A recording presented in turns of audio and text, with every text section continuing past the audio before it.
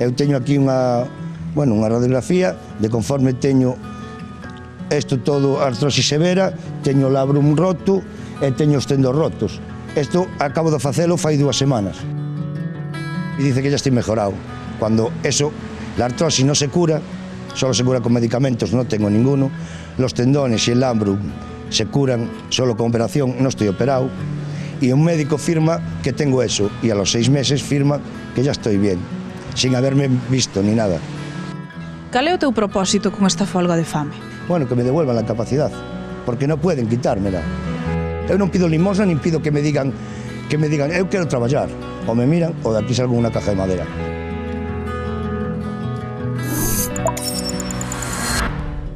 Padre es el mariscador que lleva desde el lunes 3 en huelga de hambre en la Puerta de Levi en Ferrol. Para empezar, tiene 35 años cotizados, trabaja desde muy joven en el mar, que bueno, es un empleo físicamente durísimo, y esta es la única vez que él ha causado baja. Él ya lleva 1 año con una incapacidad que, bueno, no es una incapacidad total, esto es lo importante, él no quiere una incapacidad total, él solamente quiere una incapacidad para el empleo del mar, que era pues eso, lo que tenía. De la incapacidad nos enteramos porque de repente no cobró ese mes pues la pensión que le llegaba cada mes, ¿no? Y 4 días después fue cuando nos llegó una carta notificando de que se le había retirado la incapacidad, alegando pues una gran mejoría. Además de que no existe esta mejoría, tampoco la ha comprobado ningún médico. Ahora lo único que nos queda es esperar al juicio. El problema es que, claro, no podemos esperar más de 1 año en el que mi padre recibe 0 euros y no puede trabajar en un empleo adaptado. Nada, eso, si lo compartís, pues muchas gracias y espero que esto se solucione pronto.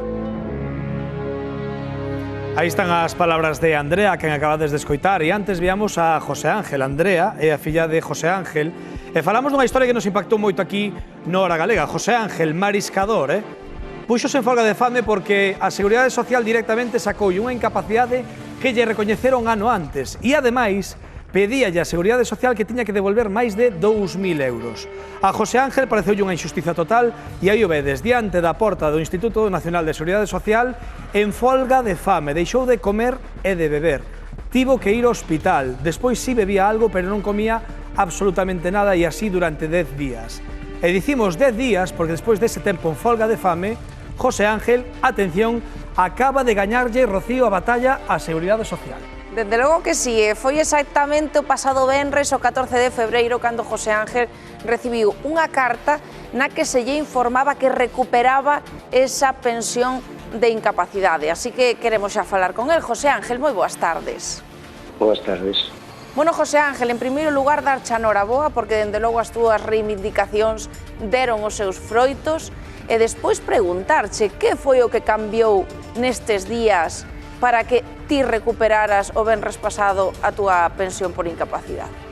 Bueno, foi o viernes me dixeron, o lunes recibí a carta.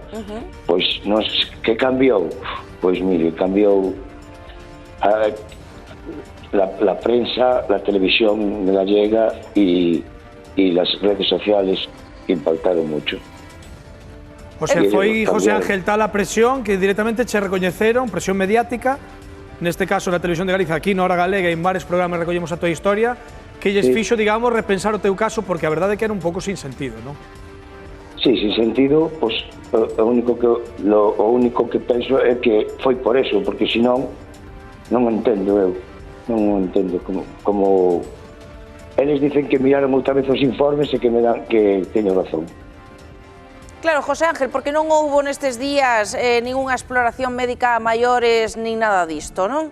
Non.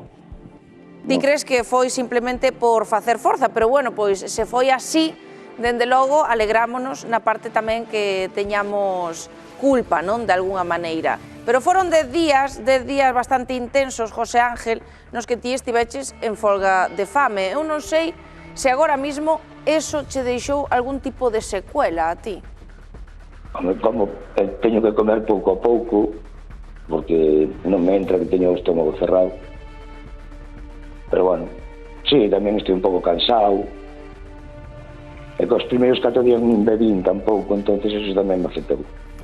Bueno, e supoño que a nivel psicolóxico, José Ángel, porque mariscador, case nada, máis de 35 anos cotizados, dinche que che recoñecen unha incapacidade parcial, que non total, parcial, despois de repente Sí, sí. dinche que xa non, que tes que devolver máis de 2.300 euros, bueno, un sinsentido.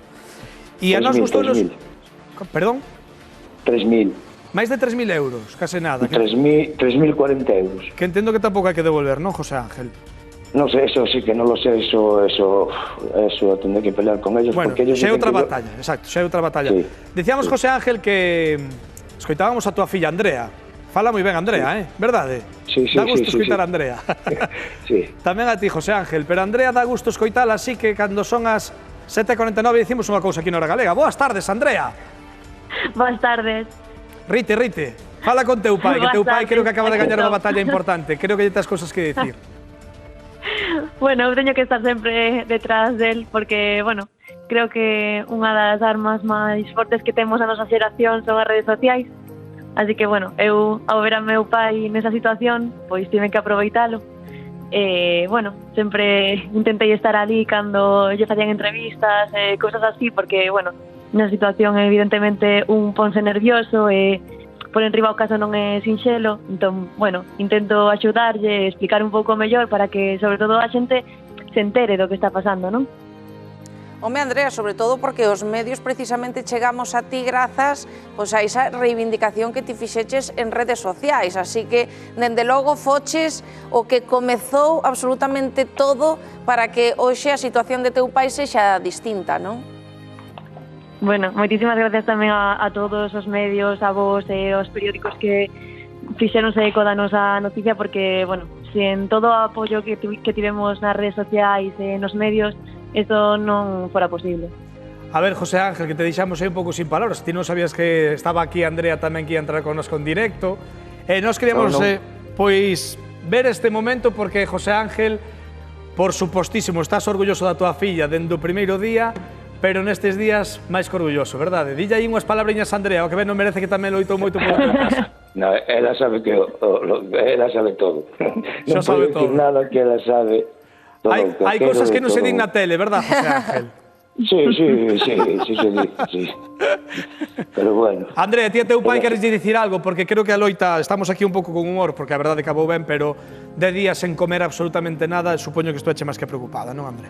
Sí, a verdade é que estábamos toda a familia moi preocupados por el, sobre todo porque ele é unha persoa super tozuda e cando el toma unha determinación é capaz de chegar, bueno, ata o final, de verdade cando el decía nas entrevistas que estaba disposto a chegar hasta onde fixera falta, dicía de verdade, máis tendo en conta que, bueno, claro, que el teña unha pensión ou un traballo non solamente lle afecta a él, senón a todos os que, bueno, a miña nai e máis a min que vivimos con él.